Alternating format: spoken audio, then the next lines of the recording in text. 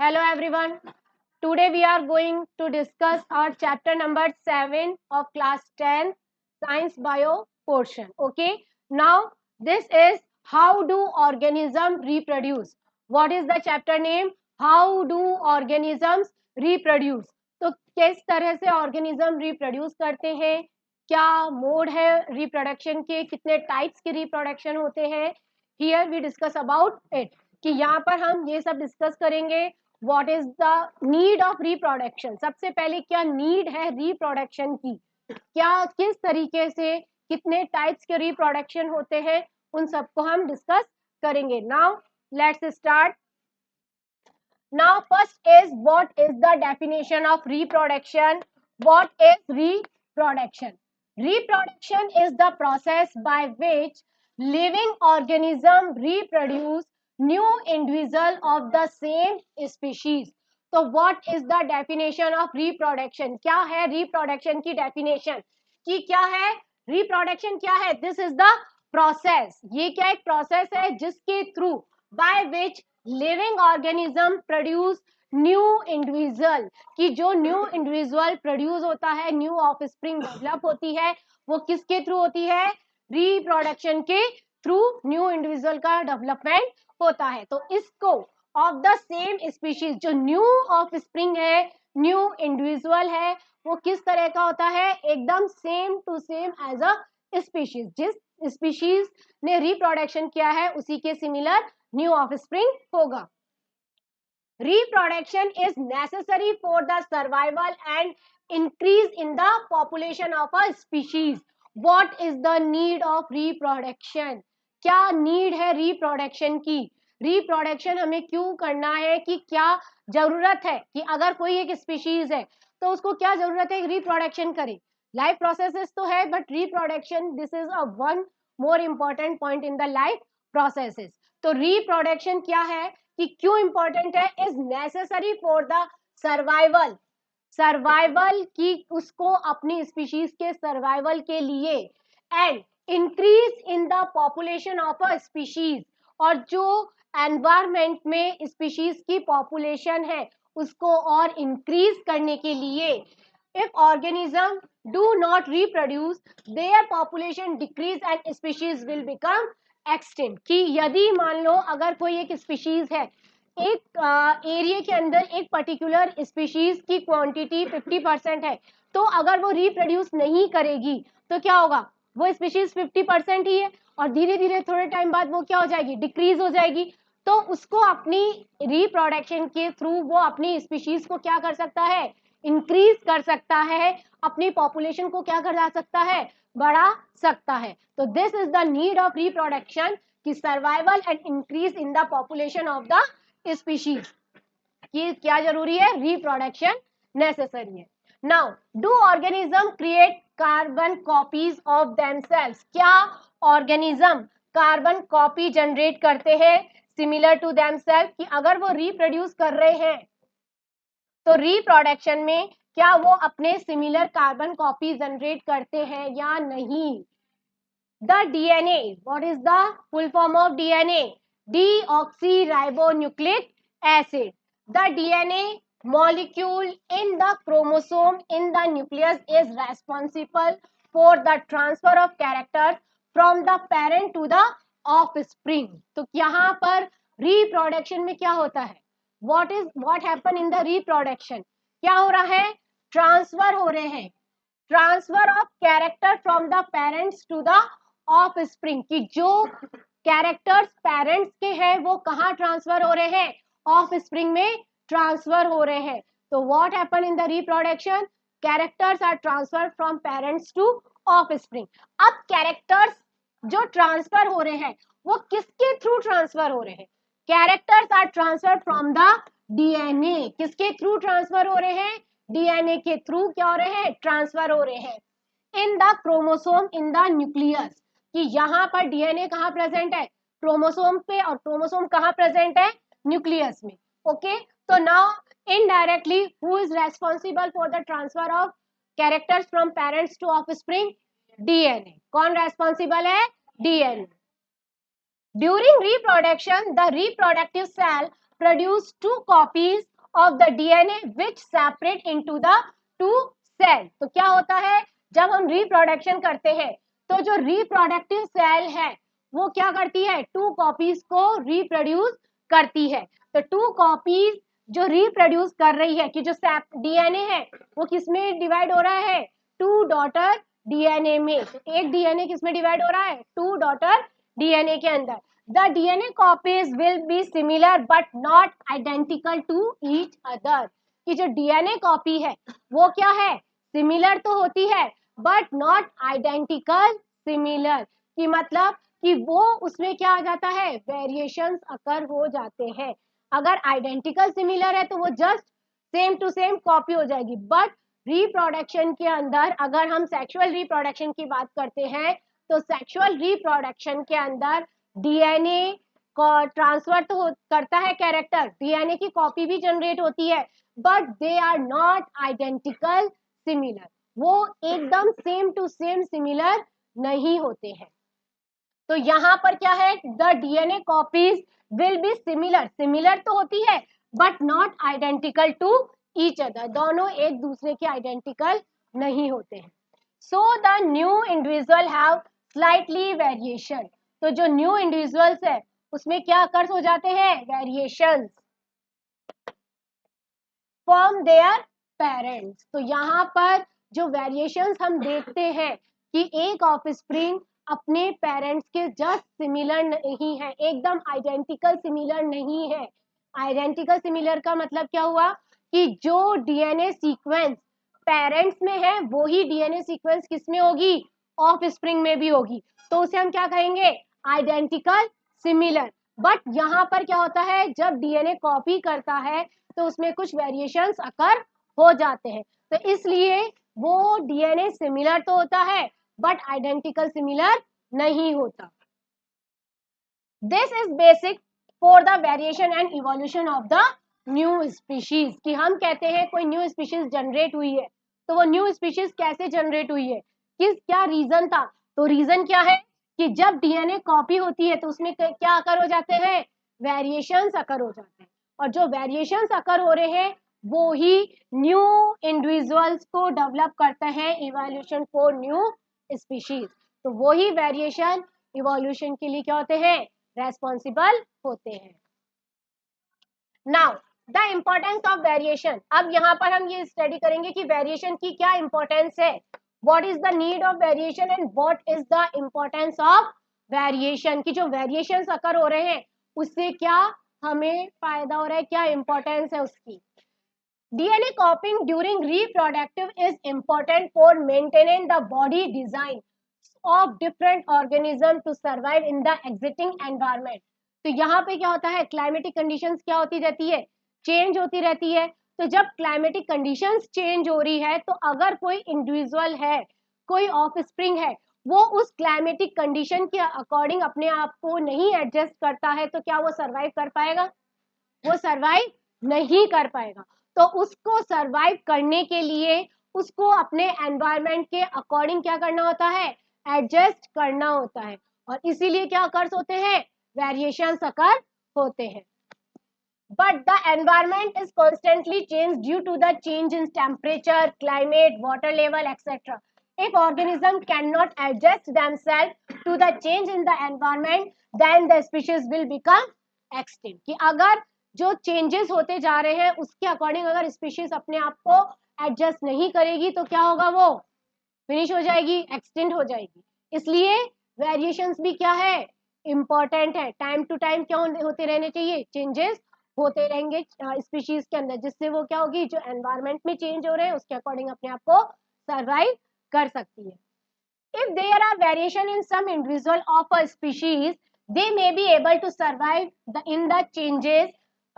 survive the changes in the environment.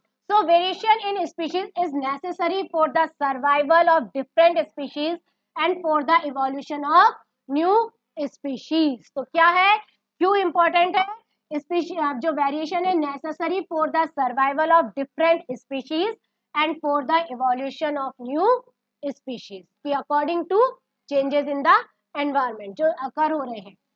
Now the next is type of reproduction. ये तो अभी हमने basic देख लिया था. What is the reproduction, what is the need of reproduction, क्या एग्जैक्ट सिमिलर होते हैं, and how variations are occur. Now this is the types of reproduction. So there are two main types of reproduction. The first is asexual reproduction and the second one is sexual reproduction.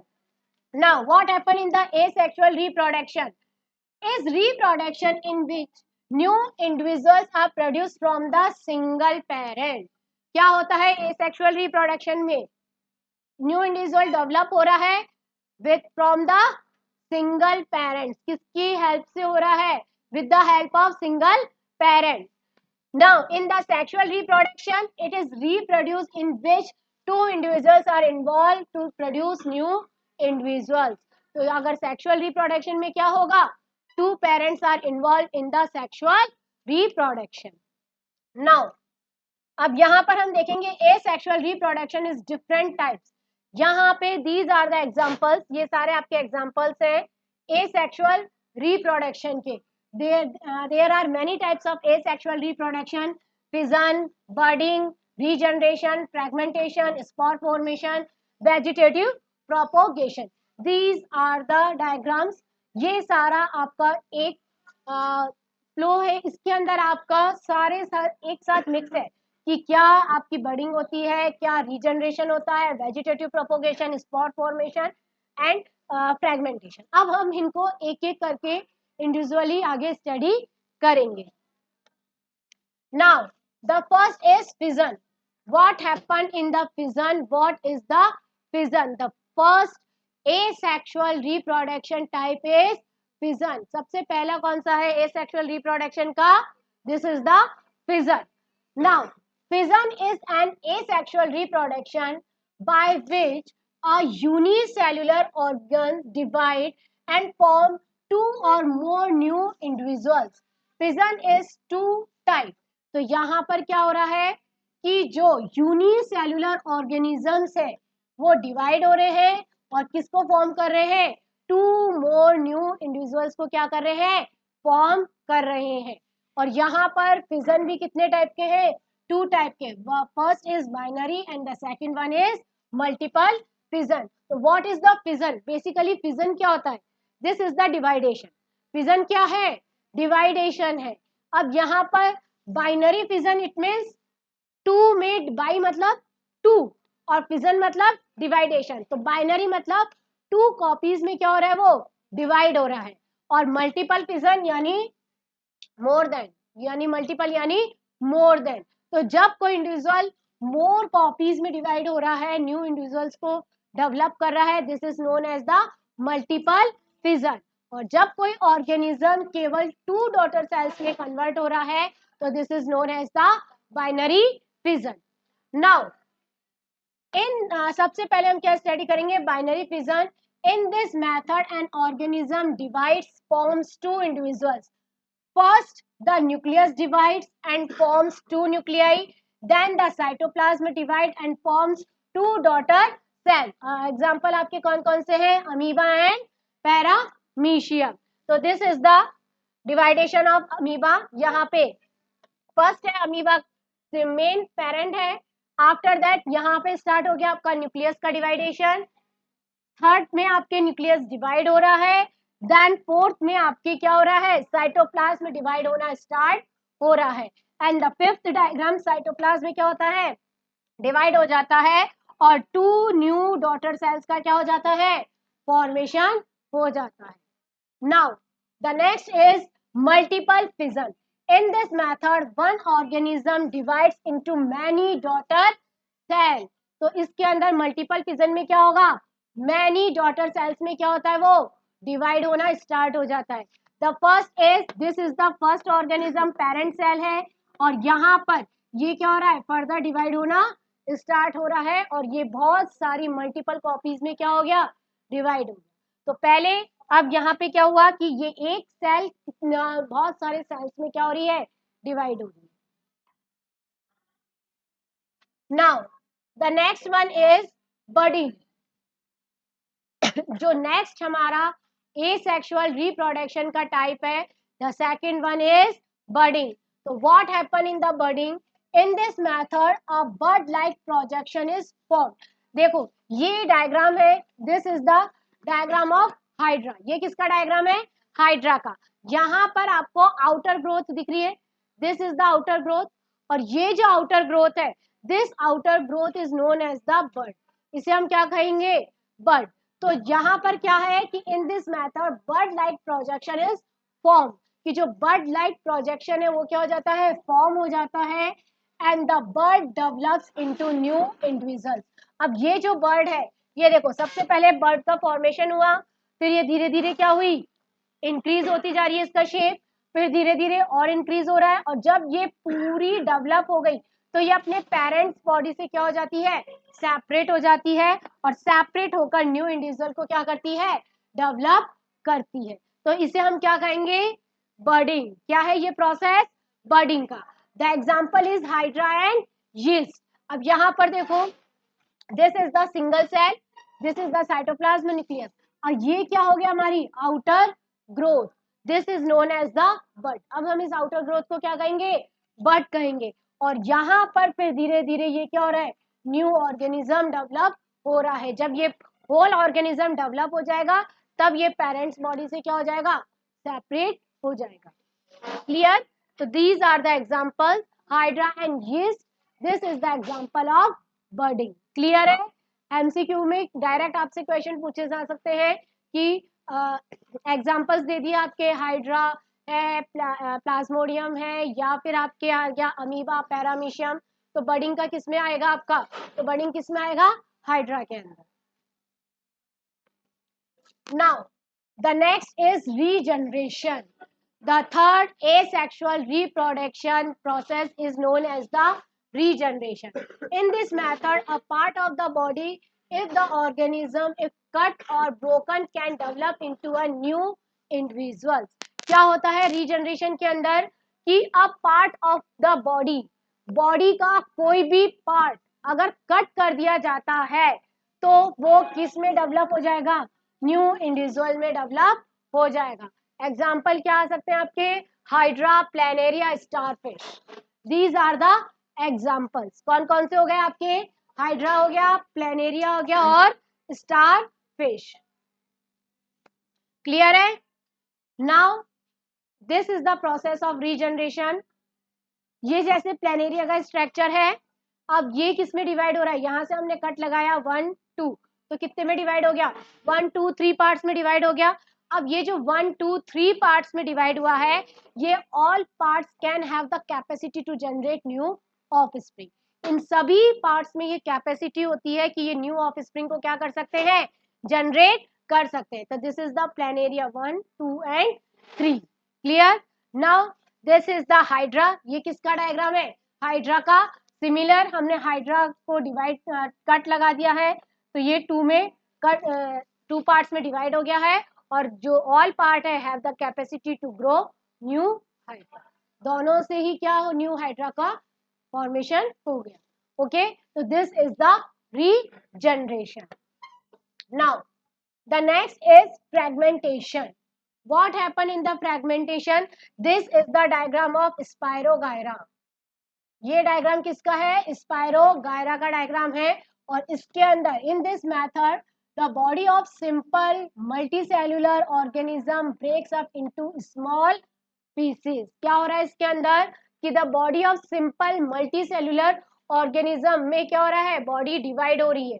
ठीक है, small pieces on maturation and each fragment develops into new individuals. तो ये हर एक fragment, जैसे यहाँ पर ये nucleus present है, दिस इज द सेप्टा. ये वाला पार्ट कौन सा है? सेप्टा वाला पार्ट है. यहाँ से अगर हम कट लगा रहे हैं तो ये कट लगाने से न्यू इंडिविजुअल्स में क्या हो रहे हैं? डेवलपमेंट हो रहा है. तो स्पायरोगायरा कैसा है? Fragment like. स्पायरोगायरा का स्ट्रक्चर कैसा है? फ्रैगमेंट लाइक स्ट्रक्चर है. और अगर हम किसी स्पायरोगायरा को अगर हम यहाँ से सेप्टा वाले रीजन से कट लगा रहे हैं तो वो 2 न्यू इंडिविजुअल्स में क्या हो रहा है? डेवलप हो रहा है. Now The next is spore formation. The next type of regeneration जो नया रिप्रोडक्शन एसेक्सुअल रिप्रोडक्शन का जो नेक्स्ट टाइप है, this is the spore formation. What happen in the spore formation? In this method, structures called sporangia produce tiny cells called spores. तो यहाँ पर क्या present है? This is the sporangia. ये क्या है हमारा? स्पोरेंजियम. ठीक है, तो ये आपका क्या है? The structure called sporangia produce tiny cells called spores. तो अब इसके अंदर जो ये स्मॉल स्मॉल प्रेजेंट है, दीज आर स्पोर्स. इन्हें हम क्या कहेंगे? Spores. When the spores come in contact with the moist surface, it develop into new individuals.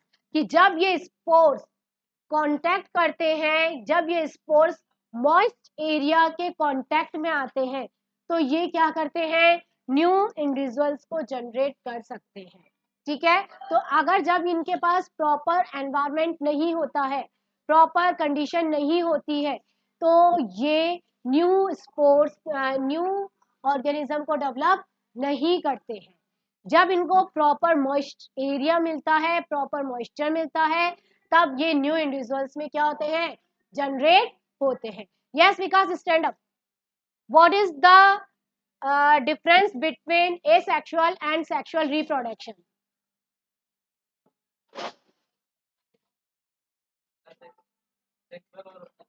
Yes.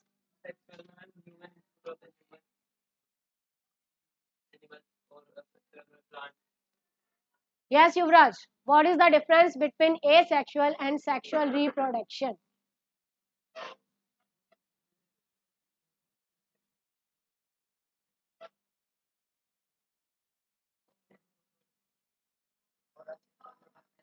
Very good. In the asexual reproduction, only single parents are involved, and in the sexual reproduction, में two parents are involved. Now, the next is spore formation के अंदर हमने क्या कहा कि इसके अंदर जो स्पोर्स है किसके कांटेक्ट में आ रहे हैं? मॉइस्ट एरिया के कांटेक्ट में आएंगे. मॉइस्ट कंडीशन, जब उनको मॉइस्ट एनवायरनमेंट मिलेगा, तभी वो क्या करेंगे? रीजनरेट करेंगे, तभी वो न्यू ऑफस्प्रिंग को क्या करेंगे? डेवलप करेंगे. अदरवाइज अगर उनको प्रॉपर सुटेबल एनवायरनमेंट नहीं मिला, तो वो न्यू ऑफस्प्रिंग को डेवलप नहीं करेंगे. ओके, अब ये है जर्मिनेटिंग स्पोर, कि जैसे ही स्पोर मॉइस्ट एरिया के अंदर डेवलप हुआ, तो ये क्या कर रहा है? इस तरीके से न्यू इंडिविजुअल को क्या कर रहा है? जनरेट करना स्टार्ट कर रहा है. Now next is vegetative propagation. Next क्या है हमारा? Vegetative propagation.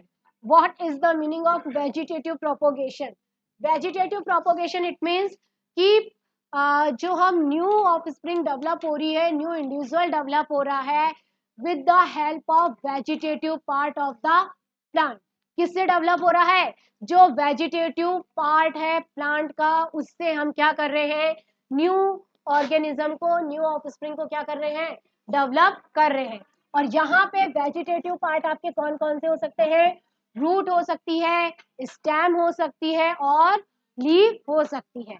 All are the vegetative part. In this method, new plants are produced from the vegetative part of the plant like root, stem और leaf. तो जो भी vegetative part of the plant है, कौन कौन से आ गए आपके? root, stem and leaf. उनसे न्यू प्लांट को हम क्या कर रहे हैं? डेवलप कर रहे हैं. तो जैसे फ्रॉम रूट्स, रूट से कौन से डेवलप होते हैं? These are the example. Dahlia, sweet potato, these are the example जो कहाँ से जनरेट हो रहे हैं? रूट से.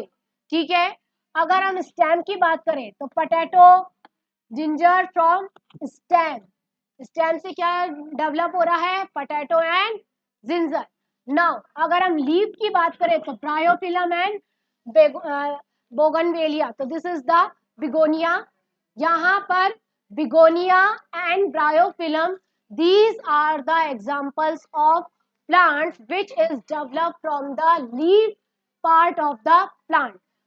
पार्ट, अगर लीफी पार्ट अगर हम ले रहे हैं प्लांट का, तो ब्रायोफिलम की लीफ से न्यू ब्रायोफिलम डेवलप हो सकता है। डहेलिया की रूट से न्यू डहेलिया का प्लांट ग्रो कर सकता है। पोटैटो के स्टेम से न्यू पोटैटो डेवलप कर सकता है। तो these are the example. Now plants produced by vegetative propagation produce flowers and fruits earlier than those produced from seeds. It also helps in the propagation of plants which do not produce seeds like rose, jasmine, banana, etc.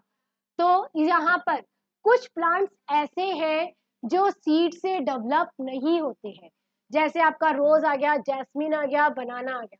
तो वहां पर भी vegetative propagation important है। तो उनके अंदर भी हम क्या कर सकते हैं, वेजिटेटिव प्रोपोगेशन के थ्रू न्यू प्लांट को हम डेवलप कर सकते हैं। Vegetative propagation can also be done artificially by cutting, layering and grafting. Vegetative propagation artificially भी किया जा सकता है by the process of cutting, cutting के through, layering, layering के through या grafting. So these are the example. ये कौन से हैं, artificial vegetative propagation के examples हैं। तो इनके थ्रू भी हम क्या कर सकते हैं, वेजिटेटिव प्रोपोगेशन कर सकते हैं आर्टिफिशियली वे से। ओके, नाउ तो ये जो हमारे सारे क्या थे, एसेक्सुअल रिप्रोडक्शन के टाइप्स थे। ओके, तो आज हमने सारे जितने भी एसेक्सुअल रिप्रोडक्शन के टाइप्स थे उनको हमने स्टडी किया है। कल हम फ्लावर किस तरह से रिप्रोड्यूस करता है, फ्लावर के पार्ट्स क्या है, ठीक है, उनको हम स्टडी करेंगे। Thank you.